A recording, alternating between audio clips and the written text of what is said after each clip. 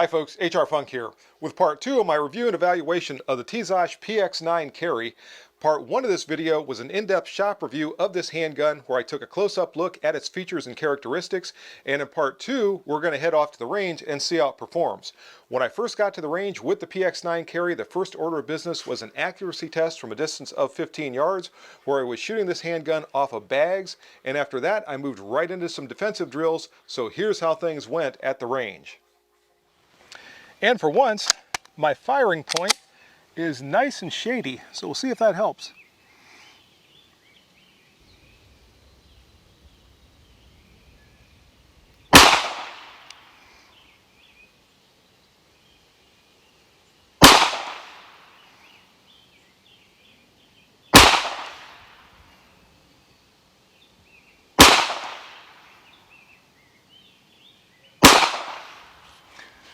This all felt pretty good. Let's go take a look at the group. Well, no, it looks like shooting from the shade didn't help. And in fact, this group is extremely high. I was holding 6 o'clock right here and I'm hitting 6, maybe 7 inches high. I've got 3 shots that aren't too bad. There's a 4th shot over here, and one of them is probably that hole right there that went above the target. I'm going to try this again. I'm going to move to a lower aiming point. I'll put an aiming spot on the target, and I want to retry this drill because that's really surprising to me. I now have this sticker right here that I'm going to use for an aiming point. Again, I'm going to use a 6 o'clock hold. So the top of the front sight is going to be right here at the bottom of this sticker. Let's see what this 5-shot group looks like. So here we go with 5 more shots. And I moved that sticker low on the target intentionally because when I fired the first 5 shots, I was having to aim upward at that bullseye. And I want to make sure that there wasn't something to do with the angle of the pistol that was maybe causing the recoil to exaggerate the muzzle rise a little bit and cause those shots to go high. I don't think that's the case, but let's find out.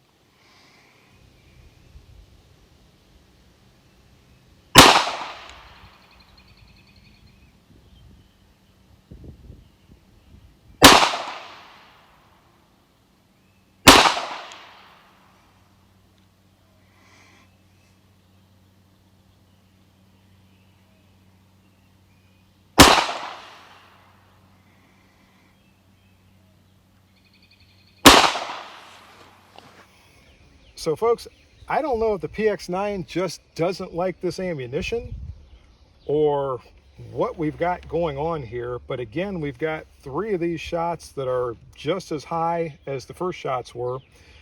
These 2 are a little closer to point of aim. Now, I was having a hard time seeing this sticker when I was aiming from back there at 15 yards, so some of this could be me, but this is not typical for what I see out of the Tisas handguns that I've tested over time. So there could just be an issue with this one. I'm going to move on into the defensive drills and we'll see how it does with those. So on we go to some controlled pairs from a distance of 5 yards, and I am starting this time with the 15 round magazine in the pistol, fully loaded with 15 rounds and 1 round in the chamber. So I'll be checking the functioning of the PX9 carry along with the accuracy that I get from these drills. Now, because I know from the accuracy test that I'm hitting high, I'm intentionally going to aim a little bit low in these drills. For the body shots, I'm going to aim basically right at the bottom of the heart, right where the line of the heart crosses the spine is where I'm going to be aiming. We'll see where these shots hit from 5 yards. Then when I back up to 7 yards for the failure drills, I'll be aiming about where the chin on the target would be, and we'll see where these bullets strike.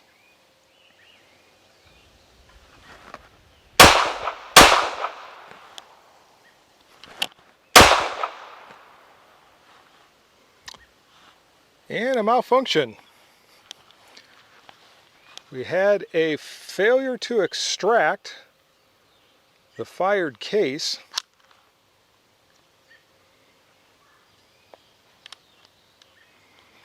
So things are not starting out well for the PX9 carry. Let's try a couple of more of those controlled pairs.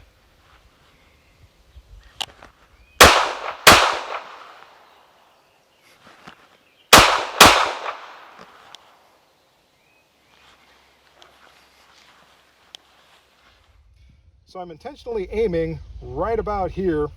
The shots are all right in that area. A couple of shots hit a little bit low. I was probably a little heavy on the trigger when I fired those couple of shots. So the accuracy isn't looking bad. If I would have been aiming more in this area, which is where I normally aim, all these shots would have probably been on the heart. This one might have been just below it, down here in the lung someplace. So I'm going to move on to the 7-yard failure drills. I am going to raise my point of aim just to see what happens. I'll raise my body shots up to here. I'm probably going to fire my head shots with the front sight right about here, and we'll see what happens.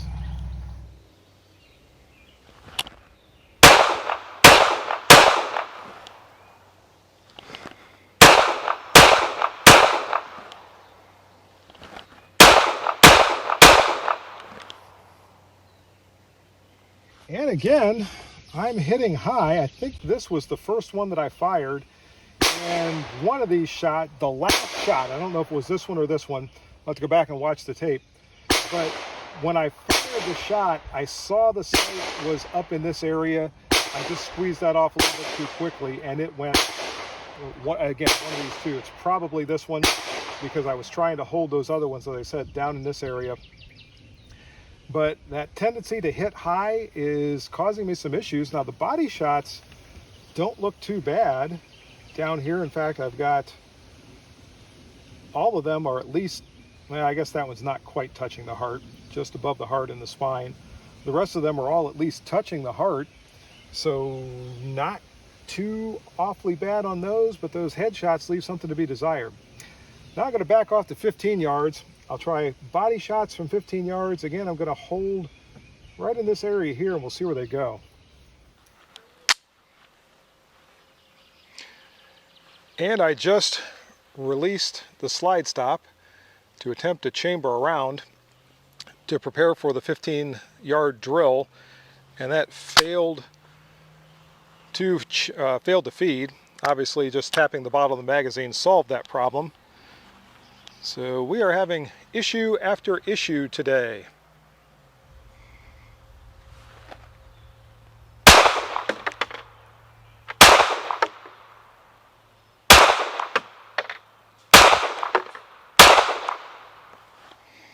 All right, made it through 5 rounds. Let's go take a look at the target.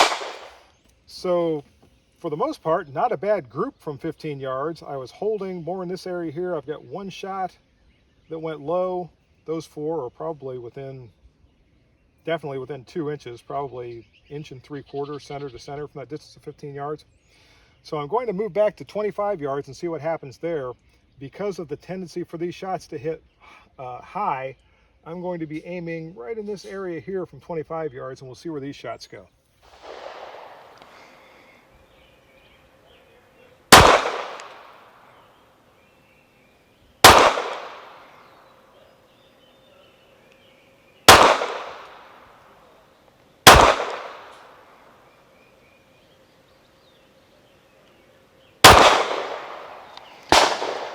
And there's 5 from 25. Let's go see where they landed. So I've got 2 shots on the heart, a 3rd shot that's inside this center square, and 2 shots that are inside this larger square. So not horrible shooting unsupported from 25 yards, but I was holding down in here, and probably part of the reason this group is as large as it is because I really didn't have any kind of an aiming point from back there. I was just trying to keep the sights centered and keep the front sight basically in the center of the target somewhere and squeeze off those shots as best I could. So if I were using a different type of target that had a little bit more defined aiming point, I could have probably closed this up some. But again, we're seeing those shots from 25 yards that are now hitting maybe 10 inches high. So let's head back to the shop and we'll talk about what I think we're seeing in the results from this range session. So by the time I finished that first range session with the PX9 carry, I was pretty disappointed. I don't know if that came through in the video or not, but I was prepared to come back here and give you some final thoughts that were not very complimentary with regard to this handgun. But I started thinking about that on the drive back from the range, and I thought, this is just so different from the performance that I got with the full-size PX9 Tactical. And I thought maybe those functioning issues could be cleared up with just a little bit of TLC. if I clean the pistol and give it a little bit of lube. I did not do either one of those things before I took it out to the range.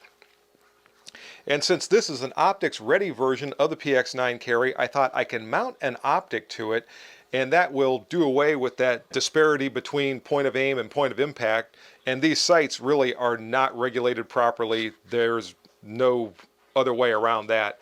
With the shooting that I was doing, everything was going high, and the group size was not all that great. It was okay for defensive purposes, but it was not fantastic. And I also thought maybe this handgun just didn't like that ammunition that I was using, and maybe that was even contributing to the functioning issues a little bit. So I grabbed a different box of ammunition. I mounted an optic to the PX9 carry. I actually waited till the next day and went back out to the range and then reshot all the drills that I did the first time around when I was using just the iron sights. So here's how things went on part 2 of my range evaluation of the PX9 carry after I did those few things.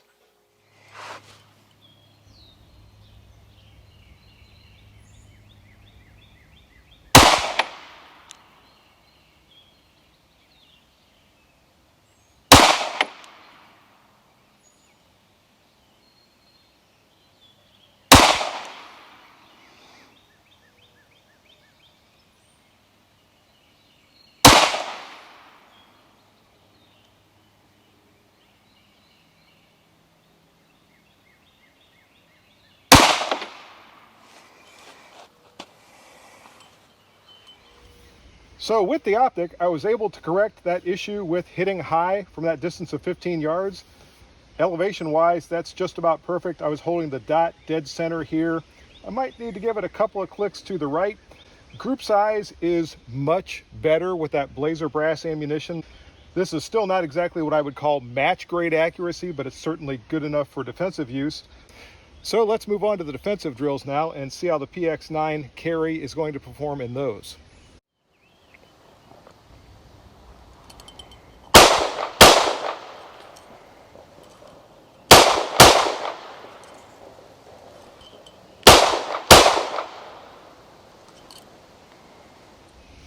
So yes, my camera suffered a heat stroke, as it does so often in weather like this. Now, you all remember a few weeks ago when I was shooting and all of a sudden a blizzard just appeared out of nowhere and there was snow so heavy you almost couldn't see me in the video? That was 4 weeks ago. Now it's so warm out that my cameras are dying. So goes the weather in Ohio. In any case, while I was waiting for the camera to cool off, I covered up those shot holes with stickers. Before the camera died, I was saying that these are all very nicely centered. I was aiming a little high to account for the offset of the sight over the bore of the pistol. So I was actually holding the dot right about here. Shots are hitting here. Got a little sloppy on those last two and pulled those a little bit low. In any case, we're seeing good accuracy now with the PX9 carry, definitely much better than we were seeing before. Although some of the groups weren't all that bad with the iron sights. It was just the placement with those sights not being regulated correctly, at least not for the ammunition that I was shooting. And now we see it, we don't have that issue to worry about anymore. So let's move on to some 7-yard failure drills and see how things go from there. All right, failure drills from 7 yards, which is 2 shots to the body and 1 shot to the head in rapid succession. And I went ahead and moved that camera into the shade as well because if my target camera is dying, it's not going to be too long till that one starts to die. So you're going to have a little bit different perspective on my shooting today. And of course, with the camera there where I'm standing, I've got 1 foot in a hole and the other foot not. So along with everything else, I'm going to be off balance somewhat from here. Let's see how this goes. Maybe we should stand more off balance more often.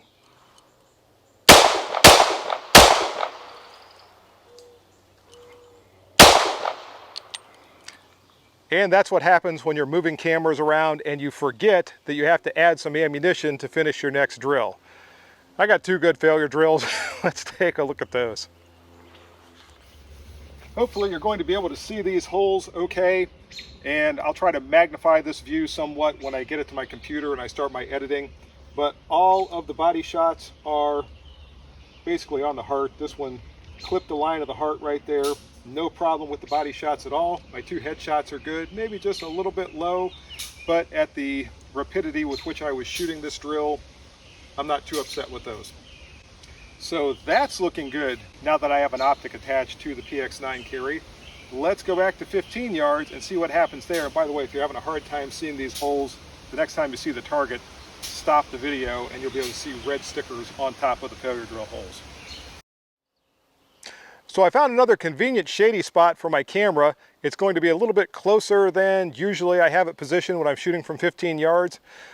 But because it's in the shade, it also caused the iris of the camera to close. So to keep myself from looking like a ring wraith, I had to adjust the exposure, which is why everything looks excessively bright right now. It's actually because the camera is in the shade.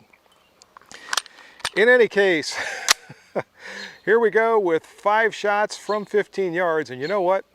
I am going to have to stop and go down because I'm not sure that I started my target camera. It's one of those days on the range, folks.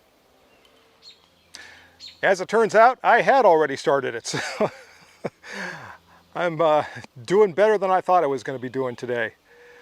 I'm just hoping I hit the target from 15 yards.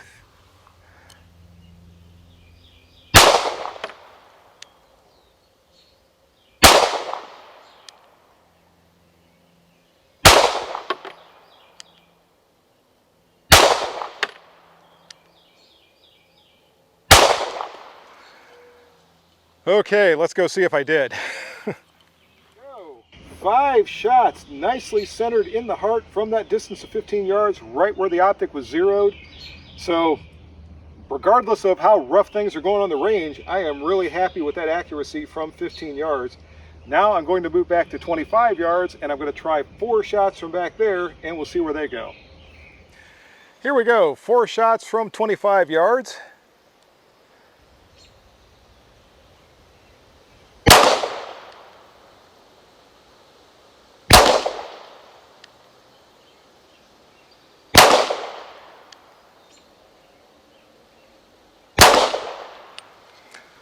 They all look pretty good on this end. Let's go down range.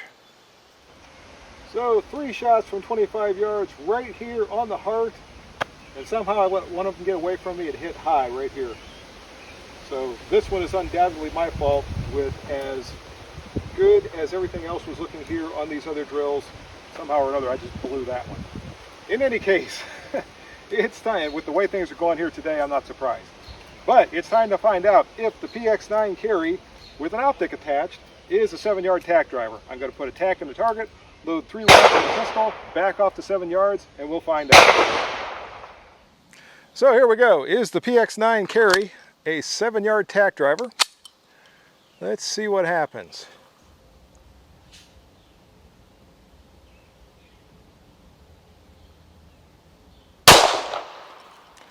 No reason to belabor the point. Yes, it is a 7-yard tack driver. Now that's with the optic installed that's zeroed at a distance of 15 yards. If I was using the factory iron sights, I would have probably had to aim 6 inches low, give or take, at that distance. Folks, I'm just curious what the point of impact is going to be with the iron sights and this 124 grain blazer brass ammunition. So what I've done is turn the optic off. The sights have a lower 1/3 co-witness, so I can still see the sights, and I have 2 rounds left that I didn't have to use for the tack. So I'm just going to fire those from the bench at 15 yards. I'm not going to reposition my camera so you get the split screen of me shooting and the bullets impacting and all that. I'm just going to fire up my target camera where it is, and there is a black sticker that is in the target's right lung, just about midway from right to left in the lung and a little bit, maybe 1/3 of the way up from the bottom. I'm going to use that for my aiming point with the iron sights. And we'll see where these 2 rounds hit.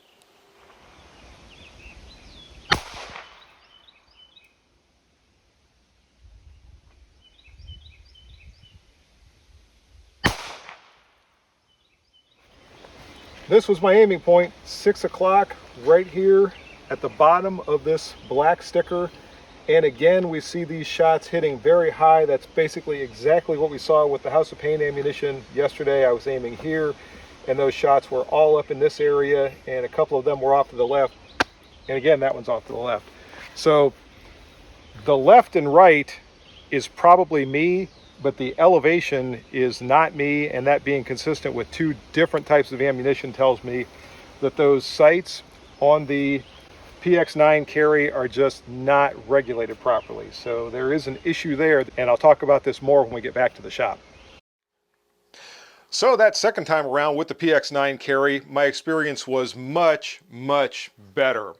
Now, it's possible there was a little bit of grit left over from manufacturing this pistol that was down inside the slide rails or somewhere, and maybe I cleaned that out with that cleaning and put a little bit of lube so the functioning issues went away. It functioned 100% that time.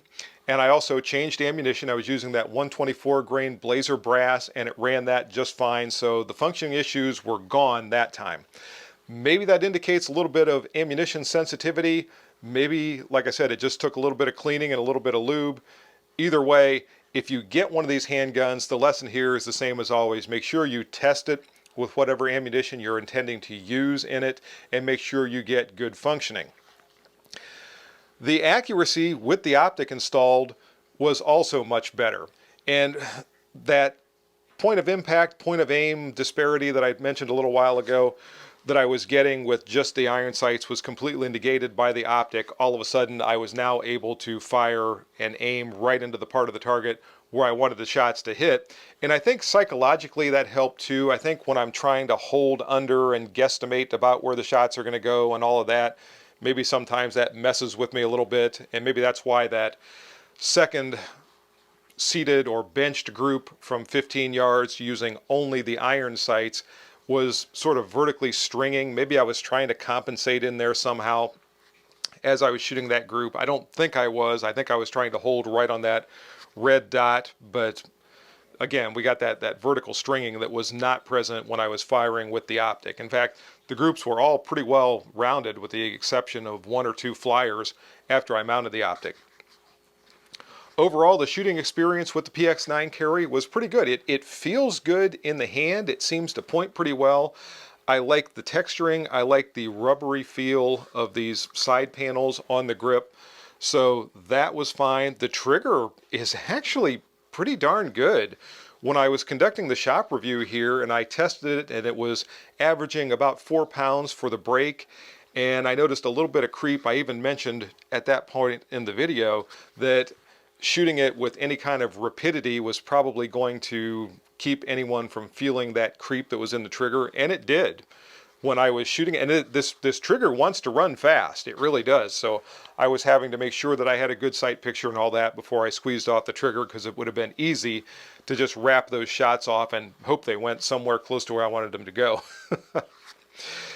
It's a tack driver, and because of the optic, I had to aim slightly over because I knew there would be an offset between the optic and the bore center line at that distance of 7 yards, but still I aimed about an inch high, and it was a first round tack driver. So when we consider the budget price of the PX9 carry, there are going to be some trade-offs when you get a firearm in this category, and you might have to test some different ammunition. You might have to make sure you clean it and lube it before you go to the range. You might have to do a little bit of experimentation. Now, if you get one of these, or if you have one of these and you're using it with iron sights, and you have that great disparity between your point of aim and point of impact, and you're hitting really high at any reasonable distance, get a hold of Tisas USA and return your pistol under their 1-year warranty or their lifetime service contract, because they should be able to remedy that. And for anyone that wonders what the warranty experience is like and all that, check out the video that I recently posted where I had to send my Raider 1911 back for actually a recall warranty repair, and that all went very well. So you may have to go online, you have to fill out an online RMA form, and there will be a couple of emails back and forth with Tisas USA, but if you're having that problem and the sights are not regulated properly, send it back to them and have them fix it. On the other hand, if you are running your PX9 carry with an optic and the iron sights are just going to be back up to that optic, you're probably not going to have to worry too much about that. There was no problem zeroing this. In fact, it took me, I don't know, 5 rounds or something like that to zero it at 15 yards. So no issues with that whatsoever. There was no issue with mounting the optic to the slide of the PX9 carry. It's nice that it's a direct mount. We don't have to worry about any kind of mounting plates or anything like that for an RMR footprint optic.